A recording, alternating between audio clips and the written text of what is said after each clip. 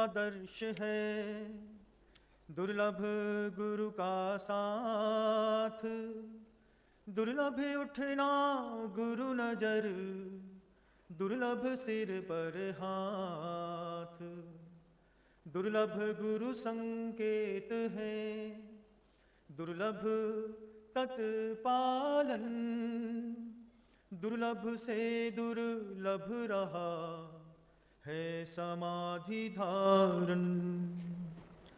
अहिंसा परमो धर्म की परम पूज्य आचार्य भगवंत गुरुदेव श्री विद्यासागर जी महाराज की, वर्तमान आचार्य परमेष्ठी मुनिराज श्री समय सागर जी महाराज की, समस्त मुनि संघ की। को कुछ लेना देना नहीं, बनाना संयोजना बनानी, तुम्हारा तुमको समर्पित करना, निकल लेना।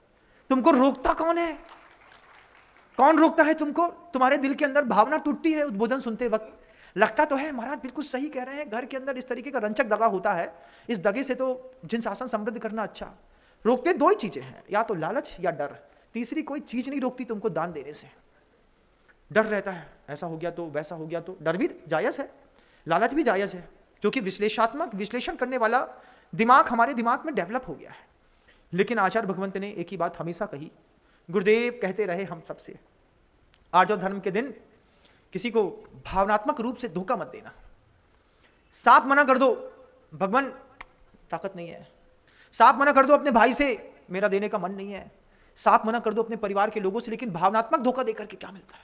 और ये भावनात्मक धोखा कई बार पड़ोसी को, कई बार परिवार के लोगों को, कई बार स्वयं को भी भावनात्मक धोखा देते हैं ना, खुद को भी। अरे हो जाएगा हो जाएगा। बिल्ली के जैसे आंख बंद करके दूध नहीं पी सकते हम, आंख खोल करके जिंदगी जीनी पड़ेगी। भावनात्मक धोखा है ये।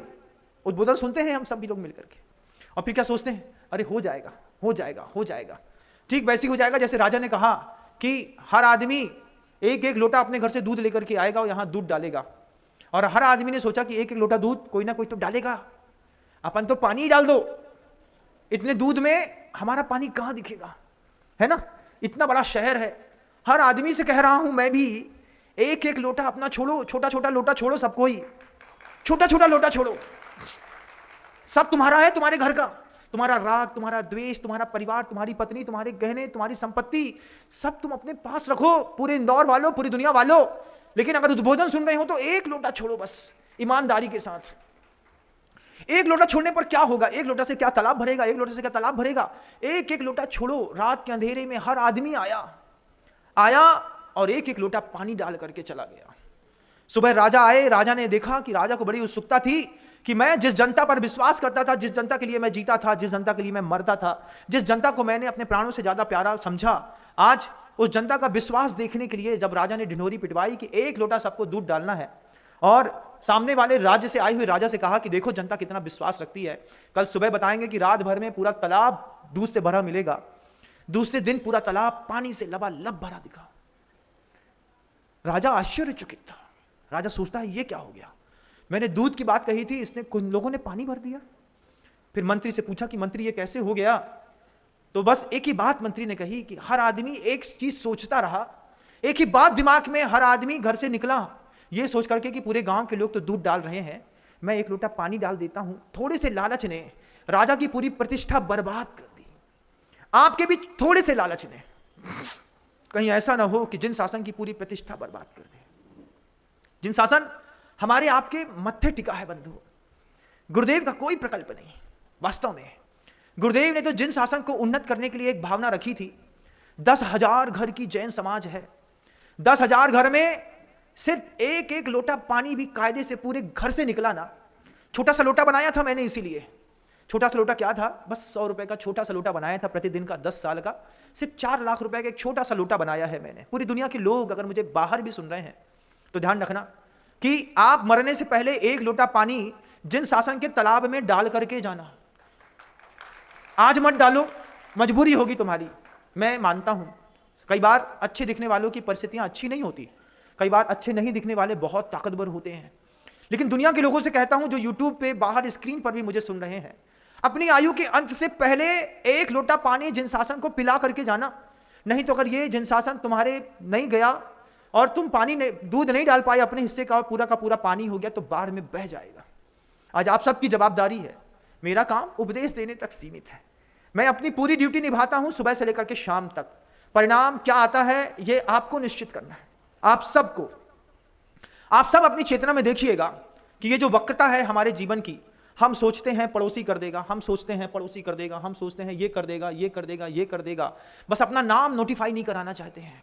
क्या आप ऐसा नहीं कर रहे हैं कि अपने उस जिन शासन के राजा, जिनेंद्र भगवान, देवशास गुरु, राजा का दरबार अच्छा लगता है, राजा अच्छा लगता है, राजा की बातें अच्छी लगती हैं, लेकिन राजा को एक लोटा दूध पिलाना अच्छा नहीं लगता। वही राजा तो पाल रहा है, उसी राजा का टैग लगा करके तो घूमते हैं, नहीं घूमते? घूमते हैं। लेकिन योगों की वक्रता ऐसी है कि साधु के सामने हाँ महाराज, हाँ महाराज, आप जैसा बोलो महाराज, फिर बाद में मन तो कुछ और ही बोलता है, निकलो यहां से। क्यों? लालच अंदर है। दो ही चीज है जो आपकी सरलता नष्ट कर रही है इस संसार में। आर्जव धर्म का दिन है, आर्जव की व्याख्या कर रहा हूं, संदेश को अंतर्मन तक देने का प्रयास कर रहा हूं कि लोग लगातार लगे हैं मेहनत करने में, सुबह से शाम तक पसीना बहा रहे हैं, हम उनका समर्थन अनुमोदना भी ढंग से नहीं कर पाते। करना चाहिए ना? क्यों? जिन शासन का काम हो रहा है, जिन शासन संवर्धित परिवर्धित हो रहा है, कहीं ऐसा ना हो कि लगातार तुम किसी को भावनात्मक रूप से धोखे में रख करके भावनात्मक छल कर बैठो। साधु आता है, साधु ने मान लो आपसे कोई बात कही, उसके साथ भावनात्मक छल मत करना। दुनिया में जहां तक ये बात पहुंच जाए, कोई साधु तुम्हें किसी बात के लिए प्रेरणा दे तो उसी वक्त यस और नो कर देना, महाराज अभी नहीं हो पाएगा, आशीर्वाद दीजिए, कर पाए, बहुत अच्छा रहेगा। लेकिन भावनात्मक रूप से संबोधन या संबल देने के बाद जब आप किसी तरीके से उस भावनात्मक संबलता को आकार नहीं देते हैं, ये भावनात्मक रूप का धोखा, रंचक दगा बहुत दुखदानी। धोखा खाने वाला धोखे में नहीं रहता, ध्यान रखना, धोखा देने वाला धोखे में रहता है। धोखा खाने वाला तो सीधी गाय के जैसा है, धोखा खाने वाला उस बकरे के जैसा है जो जिस मुसलमान के घर के अंदर बंद करके 3, 4, 5 महीने तक लगातार ये सोचता रहा कि ये लोग मुझे काजू किशमिश बादाम खिला रहे हैं, मैं इनके घर का सदस्य हूं, उनके लिए जाग रहा था, पी रहा था, जी रहा था। लेकिन एक दिन आता है ना, एक दिन तो बकरीद होती है। ये रंचक दगा जिस दिन आपकी बकरीद मनाएगा, आपको सहन नहीं होगा। कर्म कौन सा रूप लेकर के सामने खड़ा होगा, कौन जानता है? किसके मन के अंदर क्या चल रहा है, कौन जानता है? कोई नहीं जानता, हम भी नहीं जानते, आप भी नहीं जानते। लेकिन देवशास्त्र गुरु के सानिध्य में जो रंचक दगा होता है, देवशास्त्र गुरु के सानिध्य का कैसा रंचक दगा होता है, कल्पना करिए कभी गुरुदेव जब इस धरती पर थे और आपके इंदौर शहर पे आए थे, हो सकता है आपने गुरुदेव के सामने कोई कमिटमेंट किया हो, हमको नहीं पता किसने क्या किया है, लेकिन किसी ने कोई कमिटमेंट किया होगा गुरु जी के सामने, और आज उस कमिटमेंट को यह कह करके हम डिनाई कर दें, हमने नहीं बोला था। रंचक दगा बहुत दुखदानी। किसके साथ कर दिया? गुरुदेव के साथ। गुरुदेव अपने लिए कुछ करके नहीं गए। जिन शासन समृद्ध रहे, अहिंसा समृद्ध रहे, 5 महाव्रत की परिभाषा चलती रहे, इसके लिए गुरुदेव ने एक हाथ उठाया था, अपनी पूरी जिंदगी भर अपने शरीर से मेहनत करी, और चंदन का पेड़ जैसे धीरे धीरे जितना सूखता है उतनी सुगंधी देता रहता है, ऐसे ही वो पूरे शरीर को सुखाते सुखाते सुगंध देते देते इस संसार से अनंत की यात्रा में निकल गए। वे महापुरुष थे, हम सबके उद्धार के लिए आए, वो चले गए।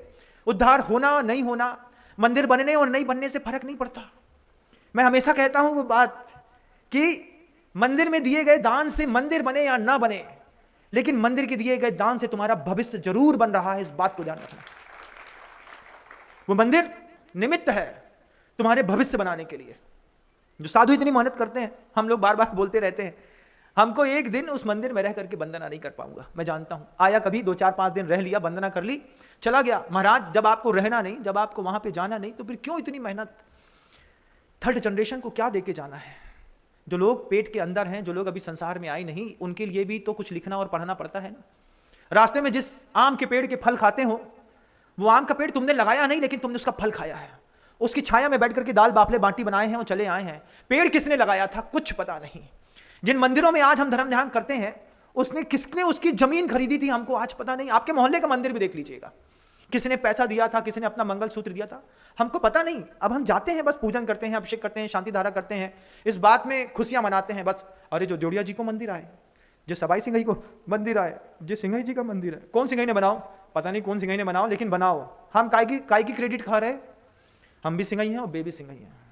सिंघई दोनों थे, तो हम सिंघई जी के मंदिर की क्रेडिट खा रहे हैं। सिंघई जी के मंदिर में हमारा 1 रुपया नहीं लगो, लेकिन क्रेडिट तो खा रहे हैं कि नहीं? खाते हैं।